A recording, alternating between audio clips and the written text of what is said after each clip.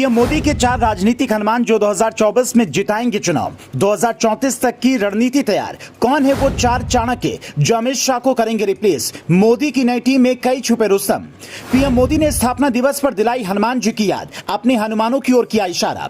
सियासी गलियों में इस बात की कस्में खाई जाती हैं कि हाल फिलहाल की राजनीति में अमित शाह से बड़ा कोई चाणक्य नहीं है, लेकिन पीएम मोदी ने अपनी एक और टीम तैयार की है जिसमें 4 नाम शामिल हैं। वो पीएम के पीछे वैसे ही खड़े हैं जैसे भगवान राम के पीछे हनुमान रहते थे। इनमें से एक नाम आपको सबसे ज्यादा चौंकाएगा, लेकिन ये टीम पीएम मोदी ने भविष्य को ध्यान में रखकर तैयार की है, जो 2024 और 2029 के चुनाव में ही नहीं बल्कि 2034 तक के चुनाव में भी बीजेपी के लिए वैसे ही काम करेगी जैसे भारत ने राम की गैर मौजूदगी में किया था। इनमें सबसे ताकतवर नाम योगी आदित्यनाथ का है, जिनके कामों की पीएम मोदी समय समय पर तारीफें करते रहते हैं। ये सबसे अहम इसलिए है क्योंकि उत्तर प्रदेश में सबसे ज्यादा 80 लोकसभा सीटें हैं, जिनमें से 75 जीतने का टारगेट बाबा को दिया गया है। पीएम मोदी का कहना है कि विपक्षी पार्टियों की सीटों पर पूरी तरीके से बुलडोजर चलना चाहिए, जिसका वादा योगी आदित्यनाथ भरे मंच से कर चुके हैं।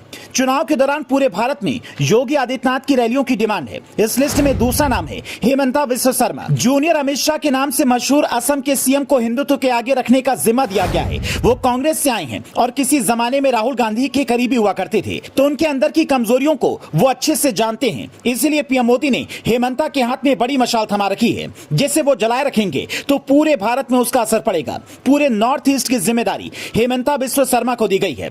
इस लिस्ट का तीसरा नाम आपको चौंका सकता है। ये भी गुजरात से आते हैं। पिछले विधानसभा चुनाव में इन्होंने अपना लोहा मनवाया। हालांकि पीएम मोदी और अमित शाह इनकी प्रतिभा को पहले से जानते थे और गुजरात चुनाव की पूरी जिम्मेदारी उन्हें ही दी गई थी। इनका नाम है सीआर पाटिल, जिनके गुणा भाग ने बीजेपी को गुजरात में 156 सीटों का भूतपूर्व बहुमत दिलाया। 1984 में कांस्टेबल की नौकरी छोड़ने वाले सीआर पाटिल 1989 में बीजेपी से जुड़े थे। तब से वहीं कुर्सी बिछाए जमे हुए हैं। कहते हैं कि सीआर पाटिल का रिकॉर्ड पसंद है। 2019 के चुनाव में उन्होंने सबसे ज्यादा वोटों से जीतने का रिकॉर्ड बनाया, फिर गुजरात में सबसे ज्यादा सीटें जीतने का रिकॉर्ड कायम किया।